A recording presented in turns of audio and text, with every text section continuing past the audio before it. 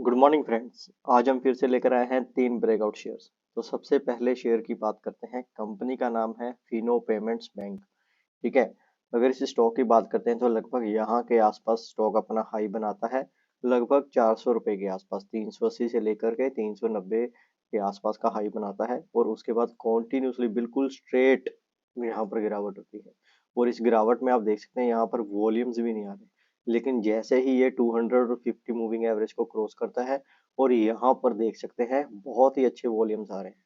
लेकिन अगर हम बात करते हैं कौन से ऐसे लेवल्स हो सकते हैं जहां पर इसको एक्यूमुलेट या फिर फ्रेश बाय किया जा सकता है, तो वो लेवल्स होंगे आपकी स्क्रीन के ऊपर, हम मार्क करके दिखा देते हैं।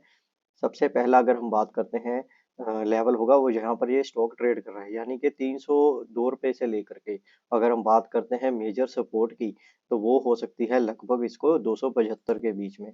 यानी कि ये वाली जो रेंज है ना वो काफ़ी इंपॉर्टेंट है इस स्टॉक के लिए। ठीक है, इसको हम यहाँ पर एक्यूमुलेट कर सकते हैं। ठीक है, अगर यहाँ पर सबसे पहले टारगेट की बात करते हैं तो सबसे पहला टारगेट होने वाला है 350 के आसपास का। ठीक है, उसके बाद जो अल्टीमेट टारगेट होगा वो होगा लगभग 375 के आसपास का। अगर टाइम फ्रेम की बात करते हैं तो ये स्टॉक आपको लगभग ये टारगेट 1 साल के अंदर अंदर दे सकता है, और ये 350 वाले टारगेट्स हो सकता है आपको 6 ही महीने के अंदर अंदर देखने को मिल जाए। ठीक है।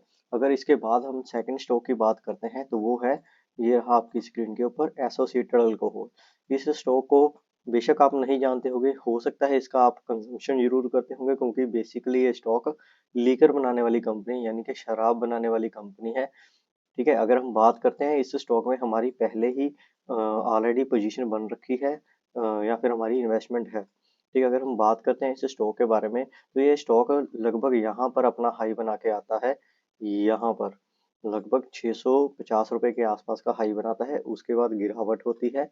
गिरावट के बाद यहाँ पर देखिए, अब जो ट्रेंड है वो रिवर्सल हो चुका है। यहाँ पर देखिए, हायर लो बनाता हुआ स्टॉक ऊपर की तरफ मूव कर रहा है, और यहाँ पर एक हल्का सा रेजिस्टेंस है।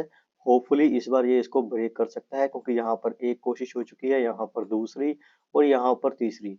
मोस्ट प्रोबेबली जो स्टॉक्स होते हैं वो 3 या 4 बार रेजिस्टेंस लेकर के उसको बाद ब्रेक कर देते हैं। तो इस स्टॉक की बात कर लेते हैं, तो क्या ऐसे लेवल्स होंगे, तो ये लेवल्स बहुत ही इंपॉर्टेंट है इस स्टॉक के लिए। लगभग 510 के आसपास यहाँ से लेकर के अगर ये स्टॉक आपको लगभग 475 के बीच में मिलता है तो इसको अक्यूमुलेट किया जा सकता है। फॉर द जो इसका टाइम पीरियड होगा वो कम से कम 1 साल का होराइजन रख के ही इसको इन्वेस्टमेंट करें। इसका जो सबसे पहला टारगेट होने वाला है वो होने वाला है लगभग 600 रुपीज़ के आसपास। जैसे ही इसको ब्रेक करता है तो 650 के लेवल बहुत ही आसानी से ये स्टॉक आपको दिखा सकता है। लेकिन उसके बाद चार्ट पैटर्न कैसा बनता है उसके ऊपर ही ये डिसाइड होगा कि आगे इसको होल्ड करना है या फिर नहीं करना है। ठीक है, तो यहाँ पर आती है अब थर्ड स्टॉक की बात। ठीक है, यहाँ पर जो थर्ड स्टॉक है वो आपकी स्क्रीन के ऊपर है। ये है बेसिकली फेयर केमिकल ऑर्गेनाइजेशन। अगर चार्ट पैटर्न की बात करें तो मेरा जो सबसे फेवरेट चार्ट पैटर्न अभी हमें बनता हुआ दिखा रहा है तो वो ये वाले स्टॉक में बनता हुआ दिखाई दे रहा है।